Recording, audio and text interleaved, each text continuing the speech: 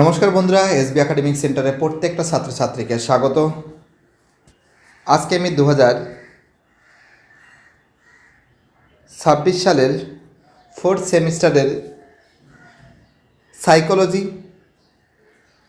Psychology নিয়ে আলোচনা করছি। সাইকোলজি যে প্রশ্নগুলো গুরুত্বপূর্ণ, অর্থাৎ মনোবিজ্ঞান। প্রথম প্রশ্ন কী বলেছে, সামাজিক মিথস্ক্রিয়া কাকে বলে? গুরুত্বপূর্ণ সেটগুলো তুলে ধরছি, খুব ইম্পর্টেন্ট, পরীক্ষায় দেয়। সমাজ মনোবিদ্যা কাকে বলে? তারপরে আছে স্বাভাবিক শব্দটির ব্যুৎপত্তিগত অর্থ কী, স্বাভাবিকের মূল বৈশিষ্ট্যগুলো কী কী, আচরণবাদের বক্তব্য অনুযায়ী মানসিক সমস্যার কারণগুলি উৎস লেখ। খুব গুরুত্বপূর্ণ প্রশ্ন কিন্তু। অস্বস্তিমূলক চিকিৎসা বক্তব্য অনুযায়ী মানসিক সমস্যার কারণগুলি কারণগুলির উৎস কোথায়? খুবই গুরুত্বপূর্ণ প্রশ্ন, এগুলো ভালো করে পড়বে। এবং তারপরে দেখো তোমাদের আরও কিছু গুরুত্বপূর্ণ প্রশ্ন তুলে ধরছে। 3 থেকে 9 নম্বর থাকবে। মনোভাব পরিবর্তনের দুটি প্রক্রিয়া, ভারসাম্য ও 2 ধাপের ধারণার উল্লেখ করো। পক্ষপাত কাকে বলে? ব্যক্তিসত্তার জ্ঞানমূলক উপাদানগুলি কী কী, ব্যক্তিসত্তার আচরণমূলক উপাদানগুলি কী কী।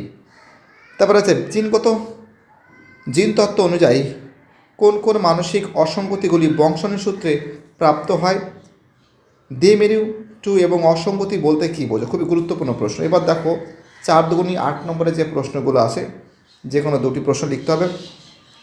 মনোভাব গঠনে মানসিক আঘাতের ভূমিকা কী তা একটি উদাহরণ সহকারে লেখো।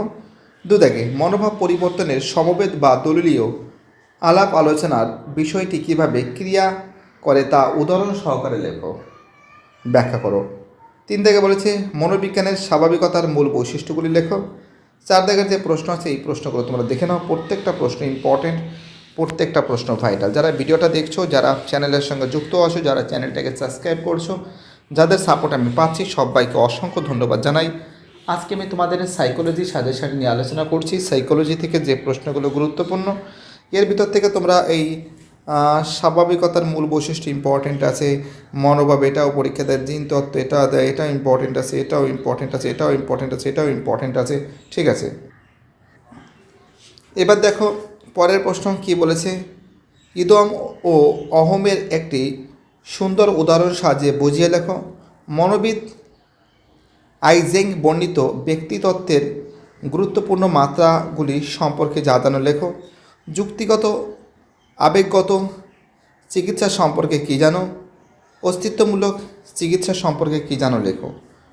তো দেখতে পাচ্ছ খুব সুন্দর করে তোমাদের সামনে আমি তুলে ধরছি। প্রত্যেকটা প্রশ্ন ইম্পর্টেন্ট, প্রত্যেকটা প্রশ্ন ভাইটাল।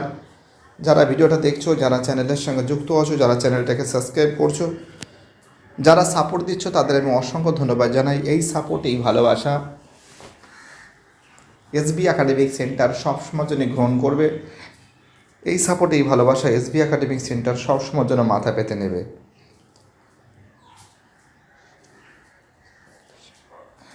এবার দেখো আমি পরের সেট 2 আলোচনা করছি। বিভিন্ন সামাজিক আচরণের উদাহরণ দাও, বিভিন্ন অতি সামাজিক আচরণের উদাহরণ দাও।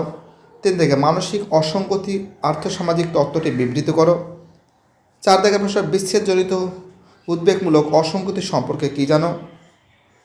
মনোসমীক্ষণবাদের চিকিৎসার মূল পদ্ধতিগুলি কী কী, আচরণবাদের চিকিৎসার মূল পদ্ধতিগুলি কী কী। খুব গুরুত্বপূর্ণ প্রশ্ন, প্রত্যেকটা প্রশ্ন গুরুত্বপূর্ণ, প্রত্যেকটা প্রশ্ন ইম্পর্টেন্ট। তো দেখো 3 থেকে 9 নম্বর থেকে যে প্রশ্নগুলো আসবে, যোগাযোগকারী কোন বৈশিষ্ট্যগুলি মনোভাব পরিবর্তন হয়, সামাজিক সুবিধা প্রদান বলতে কী বোঝো, ত্রিদশা কাকে বলে, ত্রিগুণ কাকে বলে, প্রধান বিষণ্ণতামূলক পর্যায়ের 2টি লক্ষণ উল্লেখ করো। দ্বিমেরু টু অসঙ্গতির মধ্যে যে 2টি পর্যায়ে পরপর সংগঠিত হয় সেগুলি কী কী।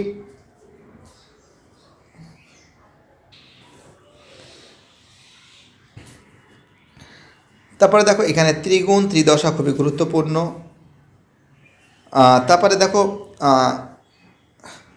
গ দাগের যে প্রশ্নগুলো আছে 4 দুগুণী 8 নম্বর থাকবে, ঠিক আছে। এখান থেকে দেখো যে প্রশ্নগুলো আছে, মনোভাব গঠনে পৃথকীকরণের ভূমিকা কী তা উদাহরণসহ লেখো। মনোভাব গঠনের জন্য দায়ী উল্লেখযোগ্য উপাদানগুলি বর্ণনা করো। মানসিক অসঙ্গতির কারণস্বরূপ জৈবিক ও শারীরিক তত্ত্বটি লেখো। মানসিক অসঙ্গতির কারণস্বরূপ মনোসমীক্ষা তত্ত্বটি সংক্ষেপে বিবৃত করো। এবার দেখো পরের যে প্রশ্নগুলো আছে, মনোভাব গঠনে পৃথকীকরণের ভূমিকা কি, উদাহরণসহ লেখো। মনোভাব গঠনের জন্য দায়ী উল্লেখযোগ্য উপাদানগুলি বর্ণনা করো। 3 দাগের প্রশ্ন, মানসিক অসঙ্গতির কারণস্বরূপ জৈবিক শারীরিক তত্ত্বটি লেখো। 4 দাগের প্রশ্ন, মানসিক অসঙ্গতির কারণস্বরূপ মনোসমীক্ষার তত্ত্বটি সংক্ষেপে বিবৃত করো। তো দেখতে পাচ্ছ প্রত্যেকটা প্রশ্ন কিন্তু সুন্দর করে কিন্তু তোমাদের সামনে আমি তুলে ধরেছি। তোমরা কিন্তু এই প্রশ্নগুলো বাড়িতে বসে খুব সুন্দর করে প্রিপারেশন নেবে, ঠিক আছে? কি বলছি বুঝতে পারছো? এবার দেখো 6 দুগুণী 12 এখান থেকে যে প্রশ্নগুলো সিলেক্ট করা হয়েছে, ব্যক্তিসত্তার আচরণমূলক দিক হিসেবে আবেগগত প্রকাশটি ব্যাখ্যা করো। ব্যক্তিসত্তার প্রকারভেদ সম্পর্কে কী জানো? মক্কেল কেন্দ্রিক চিকিৎসা সম্পর্কে কী জানো লেখো। ক্রিয়াযোগের সুবিধাগুলি সম্পর্কে কী জানো লেখো। এবার দেখো নমুনাপত্র 3, এখান থেকে 3টা তোমাদের সামনে তুলে ধরেছি। মনোভাবের সংজ্ঞা দাও। মনোভাবের 2টি বৈশিষ্ট্য উল্লেখ করো। 3 দাগের প্রশ্ন, মধ্যযুগের মানসিক অসঙ্গতির প্রকৃত স্বরূপটিকে কিভাবে ব্যাখ্যা করা হয়েছিল। 4 দাগের প্রশ্ন, রেনেসা বা নবজাগরণের যুগে মানসিক অসঙ্গতির প্রকৃত স্বরূপ সম্পর্কে কি ব্যাখ্যা হয়েছিল।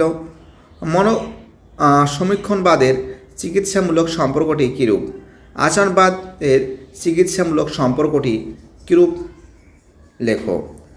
দেখো এবার দেখো 3 থেকে 9 নম্বর, এই 9 নম্বর থেকে কোন প্রশ্নগুলো ইম্পর্টেন্ট আছে। মূল্যবোধ কাকে বলে। প্ররোচিত কারণ ও প্রক্রিয়া নিযুক্ত 4টি মুখ্য উপাদান কী কী। আত্মধারণা কাকে বলে। আত্মমর্যাদা কাকে বলে। তরঙ্গায়িত মেজাজগত অসঙ্গতি বলতে কী বোঝো। মধ্যযুগে মানসিক অসঙ্গতির প্রকৃত স্বরূপটি কীভাবে ব্যাখ্যা করা হয়েছিল। এবার দেখো 4 দুগুণী 8 নম্বর, এখান থেকে যে প্রশ্নগুলো ইম্পর্টেন্ট আছে। মনোভাবের আচরণমূলক উপাদান কাকে বলে। মনোভাব গঠনের প্রক্রিয়াগুলি উল্লেখ করো। দ্বিমেরু 1 অসঙ্গতির 3টি পর্যায় কী কী। দ্বিমেরু 1 অসঙ্গতির হর্ষোন্মত্ত পর্যায়গুলি লক্ষণগুলি লেখো। 6 দুগুণী 12 নম্বর থেকে যে প্রশ্নগুলো গুরুত্বপূর্ণ আছে দেখো। মনোসমীক্ষণবাদ অনুসারে মনের সাংগঠনিক চেতনার বিভিন্ন স্তরগুলি ব্যাখ্যা করো। অধিসত্তার ক্রিয়ার ফলে ব্যক্তির মধ্যে কিছু বিশেষ কৌশলের জন্ম হয়, সেগুলি কি বুঝিয়ে লেখো। ক্রিয়াযোগের বিভিন্ন অনুশীলনীগুলি সম্পর্কে লেখো। এবং তারপরের প্রশ্নটা দেখো, আত্মনিয়ন্ত্রণ কাকে বলে। স্বাভাবিক অস্বাভাবিকের মধ্যে যে 2টি পার্থক্য আছে তা উল্লেখ করো। স্বাভাবিকতার মূল বৈশিষ্ট্যগুলি কী কী। এবার দেখো 4 দুগুণী 8 নম্বর থেকে যে প্রশ্নগুলো ইম্পর্টেন্ট আছে। প্ররোচিতকরণ প্রক্রিয়ার বার্তার বিষয়বস্তু বৈশিষ্ট্যগুলি কীভাবে কাজ করে তা বর্ণনা করো। এবং এই দুটো প্রশ্ন খুবই গুরুত্বপূর্ণ। এবং তারপরে যে প্রশ্নটা আছে দেখো, দ্বিমেরু 1 সংগতির প্রধান বিষণ্ণতার পর্যায়গুলো, এটা খুব ইম্পর্টেন্ট প্রশ্ন, এটা অনেকবার দেখলাম।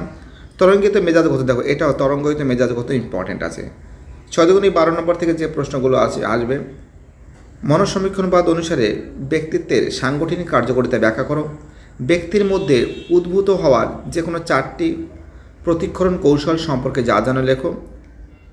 বায়োফিডব্যাক সম্পর্কে কী জানো। পুনর্বাসনের মূল বিষয়গুলি লেখো। এবার দেখো সেট, আমাদের পরের সেটটা তুলে ধরছি তোমাদের সামনে। বিশ্বাস দেখো, এই যে প্রশ্নগুলো আছে প্রত্যেকটা প্রশ্ন তোমাদের সামনে আমি তুলে ধরেছি। তোমরা দেখতেই পাচ্ছ কোন প্রশ্ন ইম্পর্টেন্ট, কোন প্রশ্ন ভাইটাল। অনেক ছাত্রছাত্রী আমাকে রিকোয়েস্ট করছে, স্যার আপনি প্রশ্নগুলো তুলে ধরুন না। তো দেখো দেখতে পাচ্ছ সমস্ত প্রশ্নগুলো তুলে ধরেছি। পুনর্বাসন ইম্পর্টেন্ট আছে। যারা যারা ভিডিওটা দেখছো, যারা চ্যানেলের সঙ্গে যুক্ত আছো, যারা চ্যানেলটাকে সাবস্ক্রাইব করছো, যাদের সাপোর্ট পাচ্ছি, সবাইকে অসংখ্য ধন্যবাদ জানাই। দেখো সেট 7টাও দেখে নাও। সেট 7 স্ক্রিনশট মারতে পারো। স্কিমার 2টো বৈশিষ্ট্য, ঠিক আছে। এই প্রশ্নটাও কিন্তু আমি অনেকবার দেখেছি। এই প্রশ্নটা এটা এটা এটা এটা মানে একই প্রশ্ন কিন্তু প্রচুর পরিমাণে কমন আছে, ঠিক আছে। ভয়ের কোনো কারণে 4 দুগুণী 8 নম্বরে দেখো যা আছে সেটা তুলে ধরেছি। সেট নম্বর 8 ধারণা, সামাজিক চেতনা, ঠিক আছে। দেখো বৈষম্য দেখতে পাচ্ছ। মনোচিকিৎসা, বন্ধুত্বপূর্ণ জোট, মানসিক চিকিৎসা 2টি বৈশিষ্ট্য লেখো। এই যে প্রশ্নগুলো, সব প্রশ্নগুলো তোমাদের সামনে আমি তুলে ধরেছি। এইগুলো দেখে নাও সম্পূর্ণ প্রশ্নটা, সম্পূর্ণ। সেট 9ও দেখে নাও। শৈশবকালীন নমুনা দেখো 35 নম্বরের প্রশ্ন হবে, দেখতে পাচ্ছো কোন কোন প্রশ্নগুলো গুরুত্বপূর্ণ, কোন কোন প্রশ্নগুলো ইম্পর্টেন্ট আছে